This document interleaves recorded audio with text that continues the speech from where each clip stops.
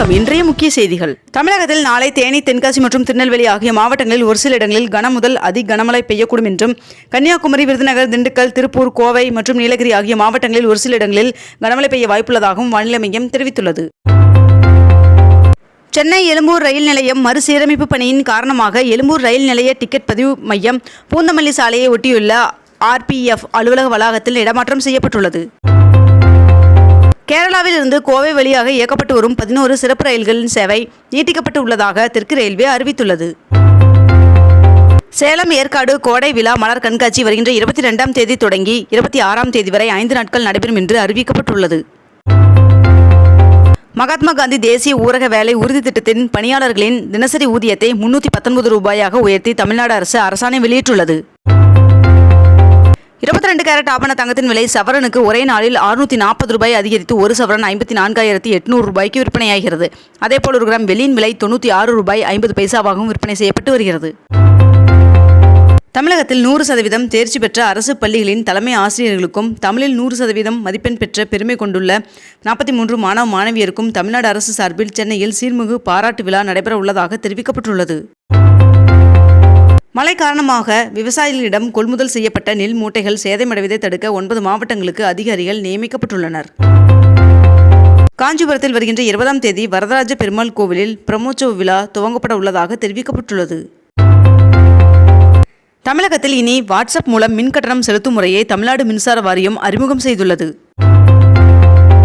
உத்தரப்பிரதேசம் உட்பட 49 தொகுதிகளில் இன்று 5ஆம் கட்ட தேர்தல் பிரச்சாரம் ஓய்கிறது. கனமழை எச்சரிக்கையின் காரணமாக குற்றாலத்தில் குளிக்க தடை விதிக்கப்பட்டுள்ளது. கொடைக்கானல் செல்லும் உள்ளூர் மக்களுக்கும் பாஸ் பெறுவது கட்டாயம் என்று அம்மாவட்ட ஆட்சியர் உத்தரவிட்டுள்ளார். தமிழகத்தில் இன்று தென்காசி, தேனி மற்றும் திண்டுக்கல் ஆகிய மாவட்டங்களில் ஒரு சில இடங்களில் கன முதல் மிக கனமழையும், கன்னியாகுமரி, திருநெல்வேலி, தூத்துக்குடி, விருதுநகர், மதுரை, திருப்பூர், கோவை, நீலகிரி, ஈரோடு, சேலம், தருமபுரி, கிருஷ்ணகிரி மற்றும் திருப்பத்தூர் ஆகிய மாவட்டங்களில் ஒரு சில இடங்களில் கனமழை பெய்ய வாய்ப்புள்ளதாக வானிலை மையம் தெரிவித்துள்ளது. நீட் தேர்வு முடிவுகளை வெளியிட தடையில்லை என்று உச்சநீதிமன்றம் தெரிவித்துள்ளது. பெரம்பலூர் அரசு பாலிடெக்னிக் கல்லூரியில் தொழிற்பயிற்சியுடன் கூடிய 2ஆம் ஆண்டு பட்ட படிப்பிற்கான நேரடி மாணவர் சேர்க்கைக்கு விண்ணப்பிக்கலாம் என்று தெரிவிக்கப்பட்டுள்ளது.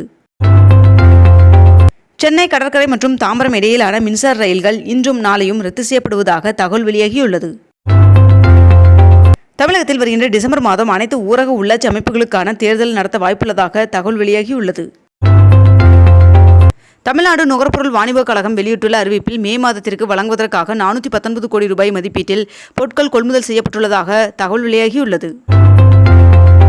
திருத்தணி சுப்பிரமணிய சுவாமி திருக்கோவிலில் 22 நாட்களில் பக்தர்கள் காணிக்கையாக 1 கோடி ரூபாய் செலுத்தியுள்ளதாக கோவில் நிர்வாகம் சார்பில் அறிவிக்கப்பட்டுள்ளது. தமிழகத்தில் இருந்து இந்த ஆண்டு 5800 பேர் புதிய ஹஜ் பயணம் மேற்கொள்ள இருப்பதாக தமிழ்நாடு ஹஜ் கமிட்டி தலைவர் அப்துல் சமது அவர்கள் தெரிவித்துள்ளார். உதகை மாவட்டத்தில் ஆரஞ்ச் அலர்ட் விடுக்கப்பட்டுள்ளதால் இன்று முதல் 3 நாட்களுக்கு சுற்றுலா பயணிகள் வருவதை தவிர்க்க வேண்டும் என்று அம்மாவட்ட ஆட்சியர் அறிவுறுத்தியுள்ளார். நாடாளுமன்ற தேர்தலில் வெற்றி பெற்று காங்கிரஸ் ஆட்சிக்கு வந்தால் மாதம் தோறும் 10 கிலோ இலவச உணவு தானியம் வழங்கப்படும் என்று ராகுல் காந்தி அவர்கள் வாக்குறுதி அளித்துள்ளார். சென்னையிலிருந்து சவுதி அரேபியாவிற்கு ஹஜ் பயணம் மேற்கொள்ள 17 விமானங்கள் இயக்கப்பட உள்ளதாக தகவல் வெளியாகியுள்ளது. சென்னையில் அனைத்து பேருந்து நிறுத்தங்களிலும் பேருந்துகள் வருகை, புறப்படும் நேரம், வழித்தடம் ஆகியவற்றை பயணிகள் அறிந்து கொள்ளும் வகையில் 136 கோடி ரூபாய் செலவில் டிஜிட்டல் தகவல் பலகை அமைக்க ஏற்பாடு செய்யப்பட உள்ளதாக தகவல் வெளியாகியுள்ளது. இத்துடன் இன்றைய தலைப்புச் செய்திகள் நிறைவடைகின்றன. மேலும் இதுபோன்ற அண்மை தகவல்களை உடனுக்குடன் தெரிந்து கொள்ள அக்னிபூ சேனலை சப்ஸ்கிரைப் செய்து கொண்டு தொடர்ந்து இணைந்திருங்கள். நன்றி, வணக்கம்.